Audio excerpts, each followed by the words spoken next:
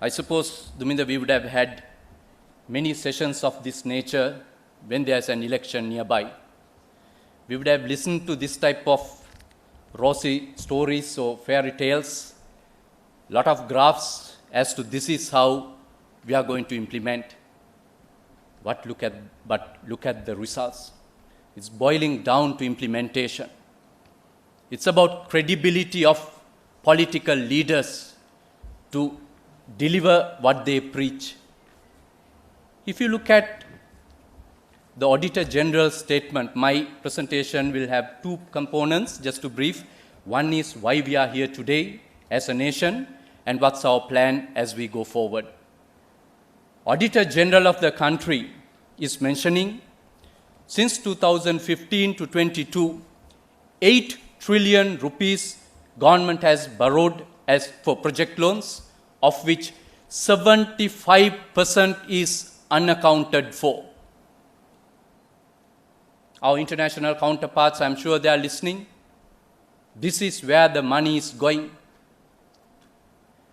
Duminda, representing auditors, it will be an insult to auditors when Auditor General has reported 75% of the funding is unaccounted for.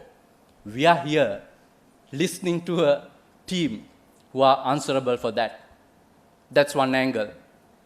Madam Kasturi, coming from the private sector, in your organization, if you have managers, key managers, who have never delivered the budget, overspent on their budget, on their expenses, overloaded factories with staff, never delivered what they promised, would you interview them again to ask what are they going to do within the next 5 years?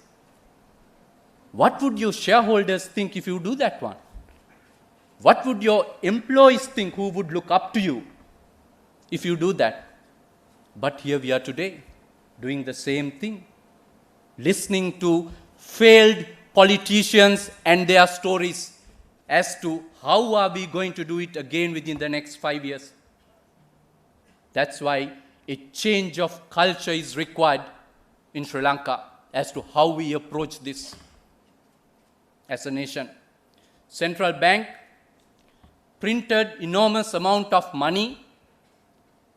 Which provision of the previous Central Bank Act prevented the Monetary Board to take an independent decision as if there were competent officials there, appointees there, to say no to a minister?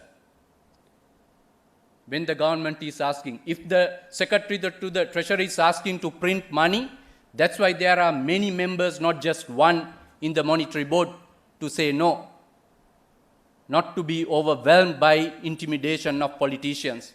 That is the change of culture we need to look at, not just by changing legislations.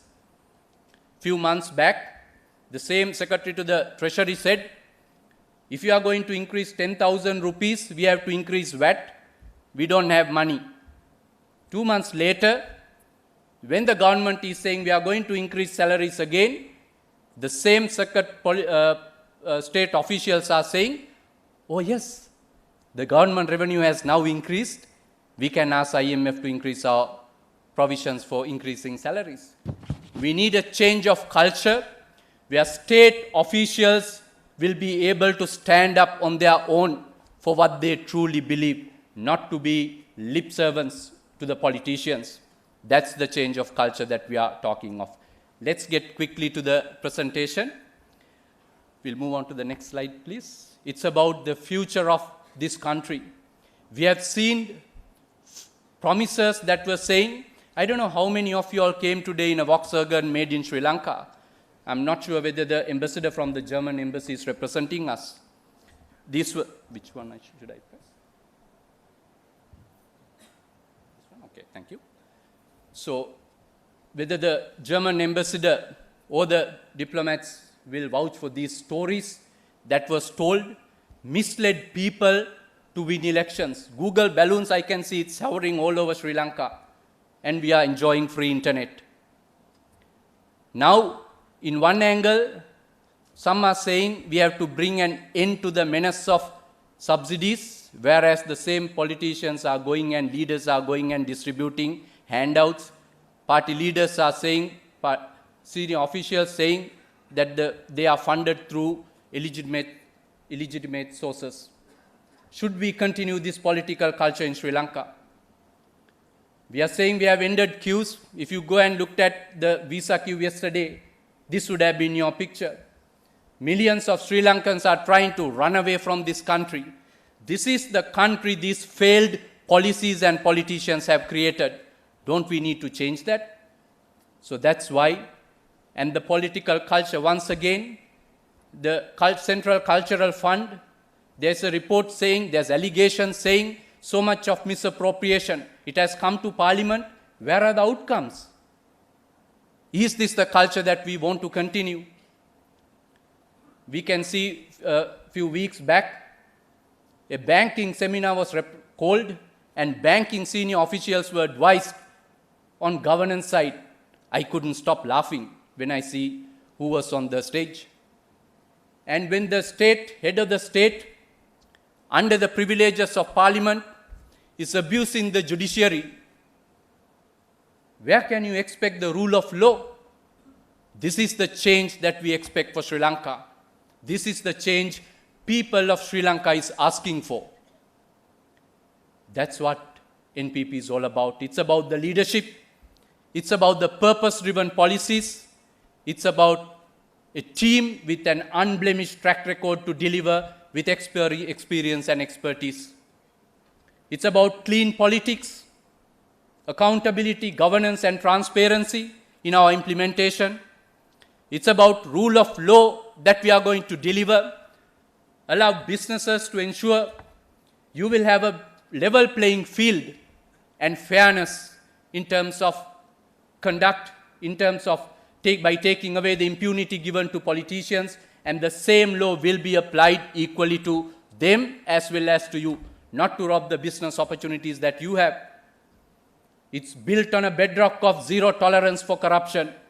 When the highest level of the country is tarnished and tainted with corruption, you cannot expect the ministers, the cabinet, the secretaries, the board of directors of state institutions to say no to corruption. There will be zero tolerance for corruption in the policies that we implement. Government will play the role as the facilitator, provide the necessary resources for the businesses to grow to the full potential that you deserve to be. This is the opportunity that we will create. It will be through a wave of digitization. We will bring resources together.